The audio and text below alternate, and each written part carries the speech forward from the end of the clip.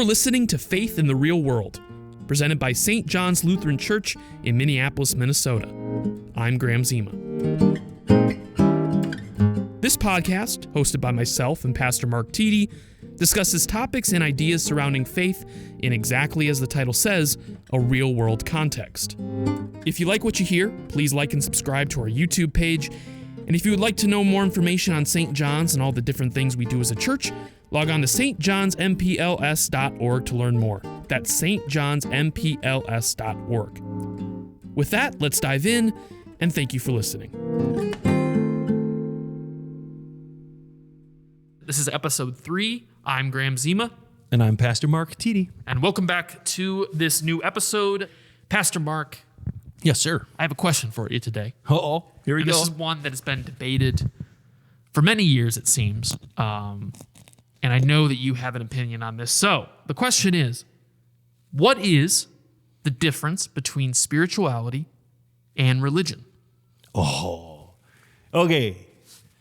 This is a big question. I actually think that this might be a new phenomenon. I'm not sure, when you read, and I was a religion major from St. Olaf College, and we didn't talk about people who were spiritual and people who were religious, and it was sort of coming. It's sort of like in the 1980s. Maybe it was a little earlier than that, is when that differential started to occur. That's a really interesting thing. I don't know if you know this, but I used to drive for Uber and Lyft. Yeah. I never told them that I was a pastor because it would just immediately end the conversation. And they would say, I'm not religious, I'm spiritual, done, bang. And I never knew why they ended it if I would tell them that I'm a pastor. I never understood why they'd answer the fact that I'm a pastor too with that statement. I never understood that.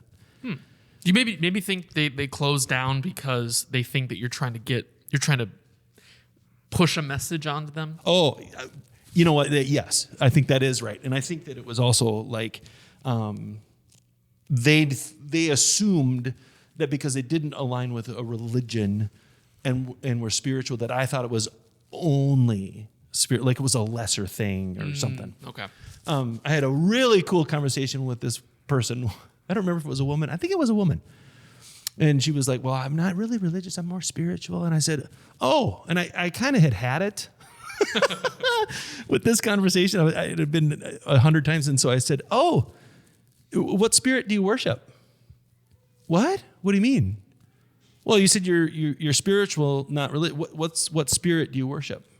Because I believe that there's lots of different spirits that are working in the world. What spirit are you worshiping? I don't like where this conversation's going. I said, I'm really not trying to press you. I'm trying to clarify and understand. Because I've had this conversation so many times, I just don't understand when people say, I don't know what they mean. I've never met like a Muslim person who says that they're spiritual, not religious. It's always like former Christians that say that. And she said, I've really never thought about it. And I said, right. And I thought right. I didn't say right. I just said, oh, that's interesting. Because I wanted to leave it as open as I possibly could. And that conversation led to this beautiful thing where it was, it is a knowing that there is a spirit that is at work in the world, and I want to be intuitive and I want to be in touch with that spirit that's working in the world. But I don't want to have to be tethered to an organized denomination of Christianity or specifically a church. And I thought, oh, that's really fascinating. I mean, it really is fascinating. And I can understand the allure to that. And I said, well, to her, are there any pitfalls with that? I mean, is there, oh, no, there aren't any at all. And I immediately started to think that maybe there are some. There are absolutely pitfalls to being uberly religious. We've seen those in history, right? Our job as Christians was to do the Crusades and get everybody converted to Jesus, right? Okay, bad use of religion. Bad use of religion when we have the institutions stand up and deny people's rights. Bad use of religion. So we know there's pitfalls but there are pitfalls for this other as well. One of them that I am concerned about as a trained theologian, or at least a pastor, is that I think we have how do I say that? We have a certain, it's like we're almost wired to seek out people and things with which we're familiar and that are similar to our own experience in life and to who we are. We find safety in that, or familiarity at least in that. And I think that that's going to apply the same to our spirituality, especially when it's uncoupled to any sense of religion whatsoever. And my concern is that then what we simply do is we exchange God, the Father, the Son, and the Holy Spirit for a different trinity of me, myself, and I. We put ourselves in the room as the one to be worshiped. And then we end up needing self-care, self-love, and we need to build ourselves up so we love ourselves first and then go work in the world with our charitable activities.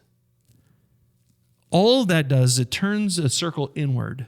We get turned in upon ourselves, which is how they used to define the word sin. Now, the word sin has come to be loaded with judgment and scorn and, bad personness. But the Latin phrase of that was incurvatus se, which means turned in upon oneself. And isn't it an interesting thing that if we define spirituality as sort of circling the wagons around ourselves and we end up worshiping something similar to ourselves, that is in fact the definition of the word sin. Those are the things, are pitfalls. And the worst thing is that if you have if spirituality is simply the religion of one, there's nobody that can pull you out of the circle, and there's nobody that can hold you accountable when you start going awry with your own spiritual beliefs. There is no, you cannot have a community of spiritualists. That doesn't work because you're not at the center of the table anymore in the worst case scenario. I think that there are people who are spiritual and religious, and I think those are the ones that literally take the presence of the Holy Spirit at work in their lives seriously.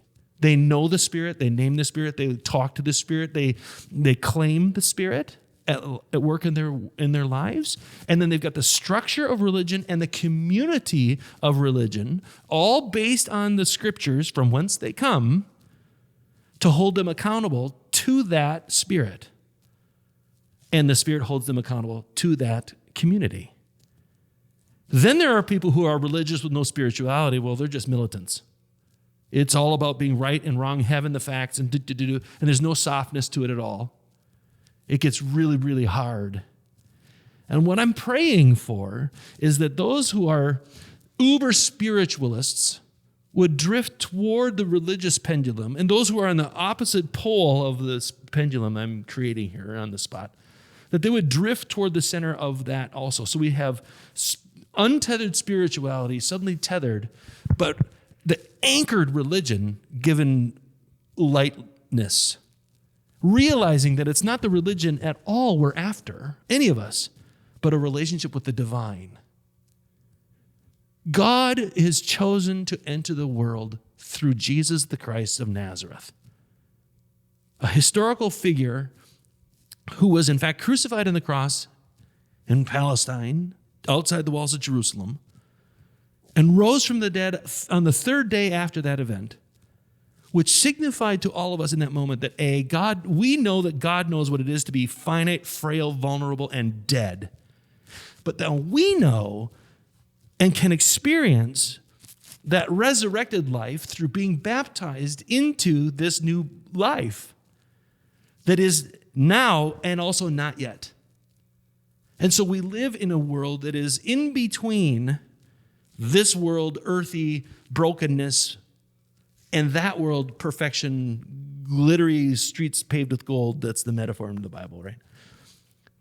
But we live in the here and now in a both and in terms of it being here and then not yet. And all of that, in order to make any sense of that, we need each other. Because I can come with my half-cocked ideas and complete weird and utter tangents like I'm giving you now. And then my beautiful cloud of brothers that I've got, I'm telling you, when they hear this stuff, they're going to tell me I'm half-cocked and I'm completely off the rails and I've forgotten this, that, and the other thing. It's absolutely true.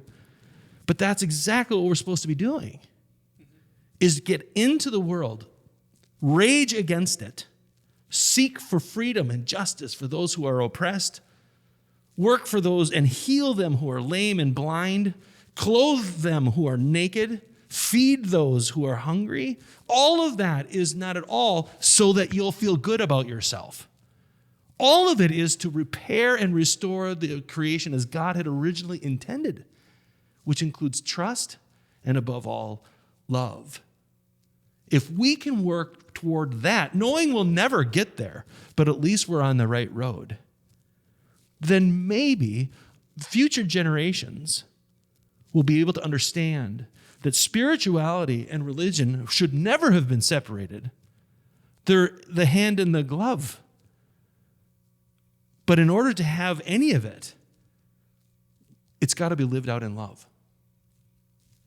It just has to. And so that's my blessing. My blessing to you today, O hearers of this message, is that you might, in fact, find a way to tether your spirituality that is truly yours and your own to a religion that belongs to many.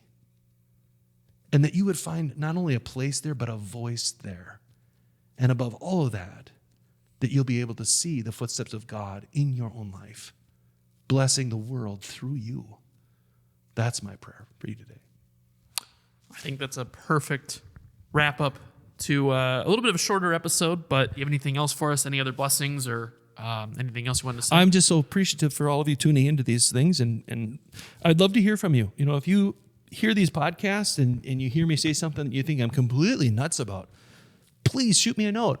Both Graham and I would like to talk about this, and maybe if we get enough questions and answers or corrections for what I said, that could be its own episode of a podcast. No, absolutely. That could be really a fun way of doing it. But again, you know, it's all about being in relationship.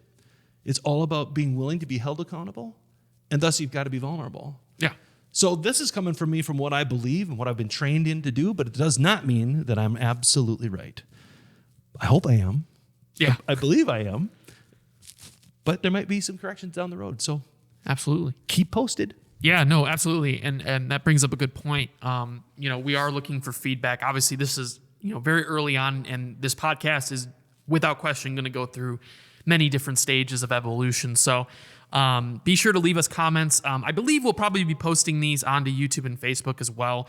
We're definitely going to be posting out clips and whatnot, you know, smaller chunks of the podcast that we'll be discussing, you know, some of Pastor Tiede's messages within the episode. So be on the lookout for that. So those are the places that you can kind of leave and give feedback. And like I said, you can reach out to us. We have all the contact information for the church on our website, stjohnsmpls.org. So there you can reach out to us there. Anyway, I think that does it. Thank you for tuning in. Keep on supporting this podcast by subscribing. And until next time, thanks for tuning in.